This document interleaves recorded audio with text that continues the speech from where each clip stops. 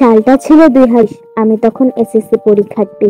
আমার নাম ছিল অরুণিমা। সারা বছর খেলাধুলা আর আড্ডা দিয়ে সময় কাটিয়েছি। পরীক্ষার মাত্র ১ মাস আগে আমার টনক নড়ল। সিলেবাসের পাহাড় দেখে আমার রাতের ঘুম উড়ে গেল। উপায় না দেখে আমি ঠিক করলাম রাতের পর রাত জেগে পড়াশোনা করব।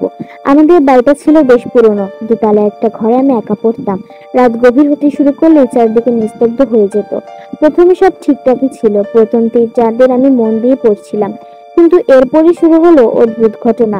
প্রথম দিন রাত প্রায় ২টা বাজে। আমি বইয়ের পাতায় ডুবে আছি। হঠাৎ দরজার বাইরে শব্দ শুনতে পেলাম। শব্দটা খুব ধীর এবং ভারী ছিল। মনে হলো কেউ যেন আমার দরজার সামনে পায়চারি। আমি মাথা তুলে তাকালাম, কিন্তু কিছু দেখতে পেলাম না। ভয়ে আমার হাত পা ঠান্ডা হয়ে গেল। আমি নিজেকে শান্ত করে আবার পড়তে শুরু করলাম। পরের রাতে একই ঘটনা ঘটলো। এবার শব্দটা আরো পরিষ্কার। আমি তখন ভয়ে বই রেখে দিয়েছিলাম। হঠাৎ দরজার ফাঁক দিয়ে একটা সাদা আলো দেখতে পেলাম। আলোটা যেন নাচতে নাচতে ভিতরে ঢুকছিল। আমি চিৎকার করে উঠলাম। পরের রাতে আমি বাবার কাছে গেলাম, তাকে সব খুলে বললাম।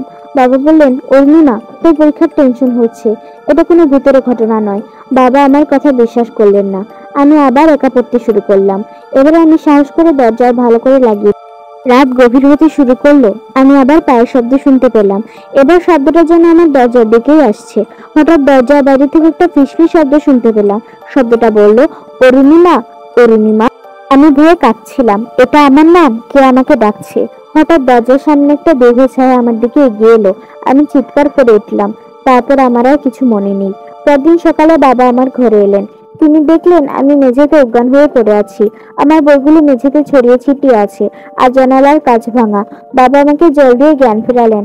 আমিও তখন ভয়ে কাঁপছিলাম, কিন্তু আমার মুখ থেকে কোনো কথা বেরোচ্ছিল না। বাবা আমাকে জড়িয়ে ধরলেন, বললেন, আর ভয় নেই মা, সব ঠিক আছে। কিন্তু আমি জানি সব ঠিক নেই, কারণ এরপর থেকে আমি প্রতি রাতে একই স্বপ্ন দেখি। স্বপ্ন দেখে সেই ছায়াটা আমার দিকে এগিয়ে আসছে। আমি আর সেদিন থেকে ভালো করে ঠিক হতে পারলাম না। ঘুমালেই আমি বুঝতে পারি আমার কাছে কেউ দাঁড়িয়ে আছে।